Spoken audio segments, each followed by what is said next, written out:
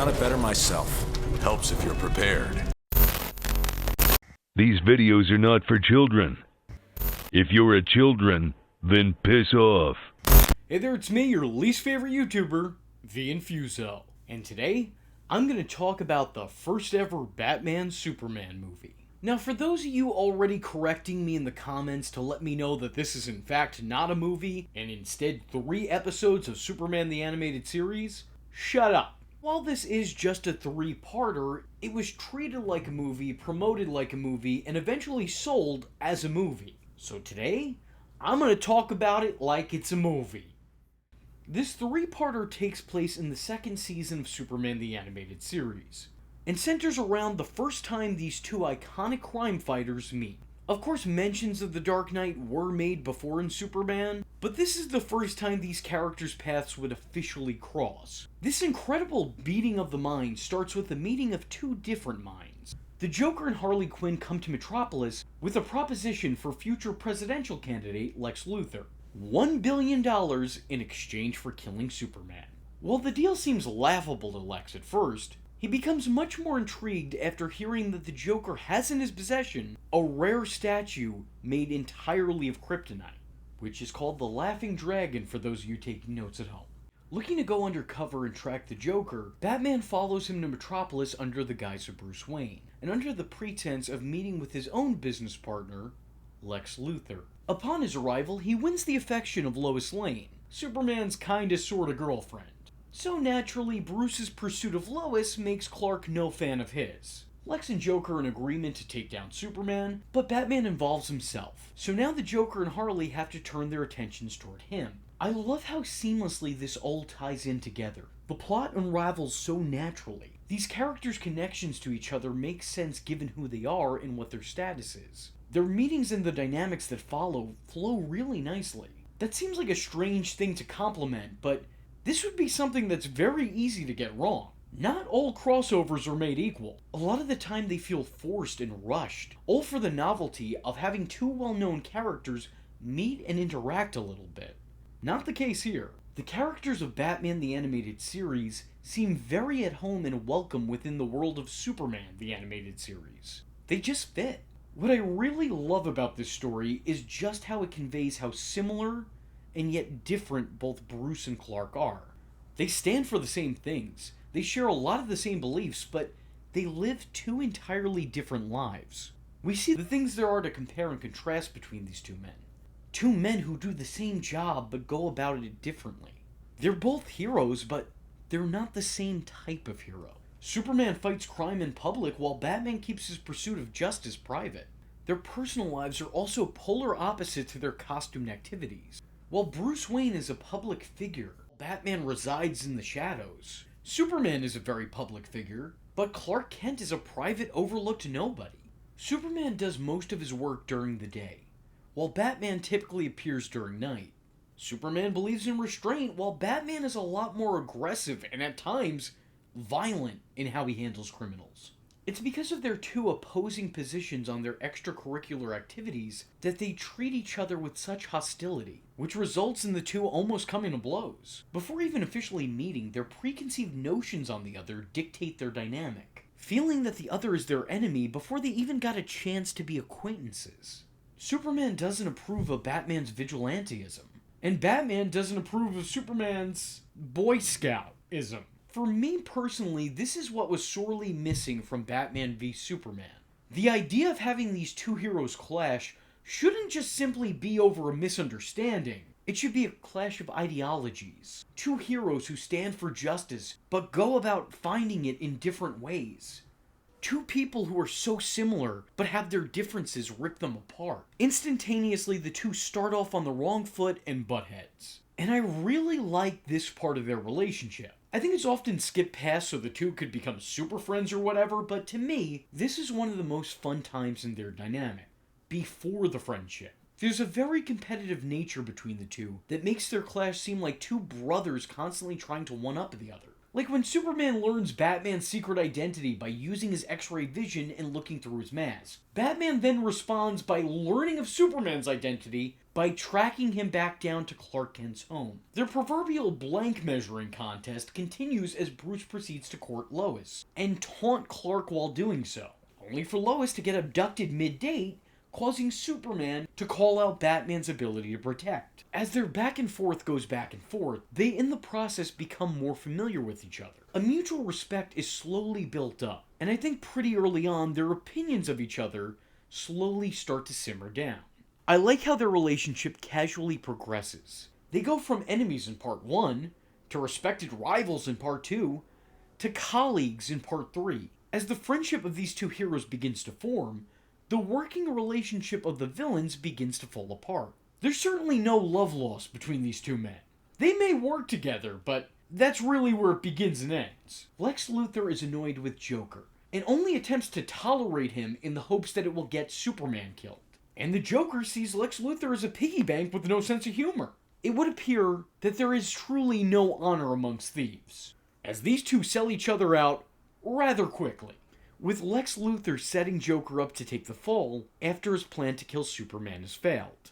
Unfortunately for Lex, Joker was pre-planning for such an event and successfully enacted his revenge. You know, a lot of people talk about Batman's prep time, but not enough people talk about the Joker's. He's up there. It's clear that neither is the other's ideal company, and their situation is created from forced circumstance. If I had one complaint about this movie, it's that we don't get nearly enough time to see these two interact, which is really a travesty, because they really do deserve the same amount of screen time and attention as the heroes. It's funny how each has the same role in their titular character's life, what with Superman being Lex Luthor's archenemy, and the Joker being Batman's greatest nemesis. But that's really where the comparisons end. They play the same part, but they play that part differently. Not too dissimilar from Batman and Superman. These two are night and day, and I think that makes their interactions that much more fun. Watching them try to not only get one over on the heroes, but try to get one over on each other makes their brief meetings must-see. One of my favorite scenes in this whole movie has to be Lex Luthor and Joker's henchmen going at it, as the two just sit and nonchalantly negotiate. But unfortunately, we don't get a whole lot of that. It's clear that the selling point of these episodes is the meeting of the world's finest. Hence the name of these episodes being called World's Finest. The focus is put on these two icons meeting for the first time, while the villains really only exist as a means of progressing the plot and actually kick-starting it. They're just there to make this encounter a possibility, an unfortunate afterthought in everything that's going on, as well as giving DC's greatest a team to unite against. When it comes to the love life of the men with dual identities, both men seemingly strike out on Lois Lane, as Lois loves Superman, while Clark is deeply stuck in the friend zone, and while initially having really strong feelings for Bruce and attempting to accept his nighttime hobby, she isn't keen on moving in with somebody that she has to worry so much about. And Lois herself really is just a plot device to get Clark and Bruce around each other more. Ultimately, I think all of that works really well, and I think it creates an environment where these two characters can interact more and eventually learn to like each other. I don't know, maybe this doesn't hold the same impact it once did. Today, we're so used to seeing team-ups, let alone Batman and Superman adventures, that it's easy to take something like this for granted. But let me tell you, at the time, this was mind-blowing.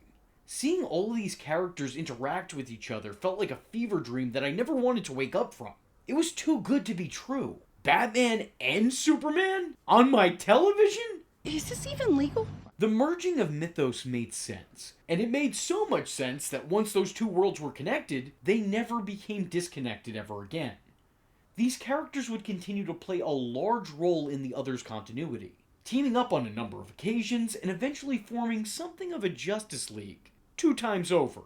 These two heroes became forever linked and integral to each other's stories. As a matter of fact, now this isn't even really seen as a crossover by today's standard. This was the first extension of the DCAU. But at the time, this was a huge event, and watching this still gives me the same joy that it gave me when I was a child. But as much as I love this 3-parter, that's not to say that it was perfect by any means. Sometimes it could paint the characters in a pretty poor light if you stop to think about it. Like in the beginning, terrorists take over a plane and then Superman responds by risking all the passengers' lives just so he can make an entrance. Lois attempts to ask Superman out, but then she's put off because there's an explosion at a local bank and Superman takes off to save people. Like, Lois is super bummed out by this. She feels completely rejected. And look, Double L, I get it. I understand that you wanted to find out for yourself if the guy was really faster than a speeding bullet. But there's a time and a place for these kind of things. There are civilian lives at stake here. Come on, priorities. Then she's later talking about relocating to Gotham City without even having any sort of official title or exclusivity with Bruce, who to her knowledge is a billionaire playboy.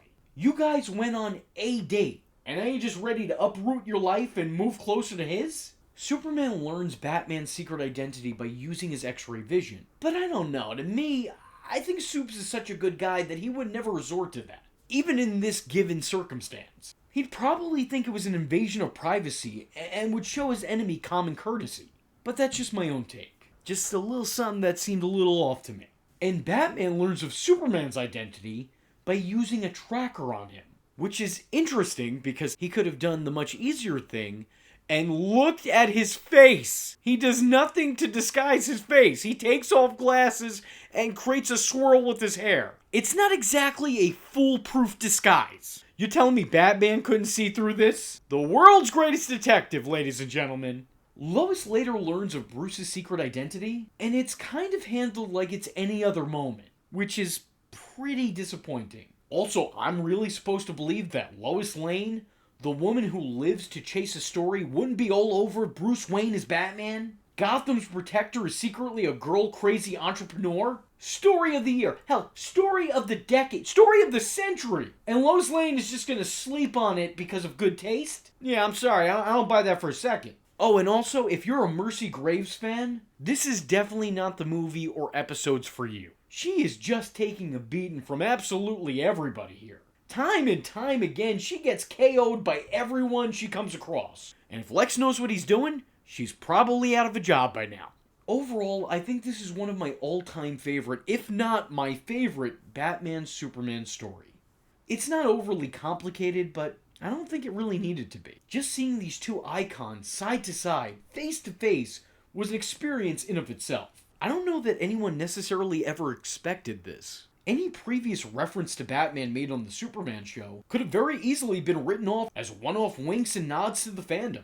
Instead, this became the breadcrumb trail leading into Batman's first appearance in this continuity. The story is very simple, but it's smooth in execution. If you haven't seen this Batman-Superman first meeting, I'd highly suggest checking it out. With all that being said, if you like this video and would be interested in seeing a follow-up video about Batman and Superman's next meeting in this universe, let me know in the comment section below by leaving a comment saying,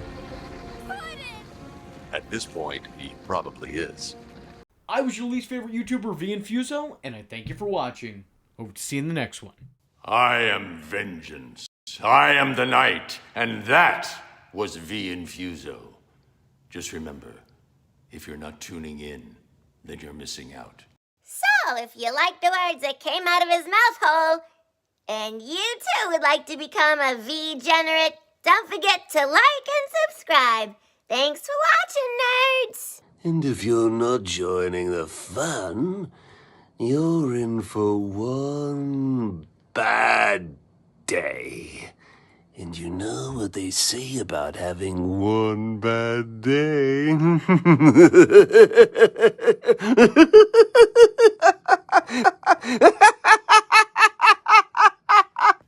Catch him next time. Same bat time, same bat channel.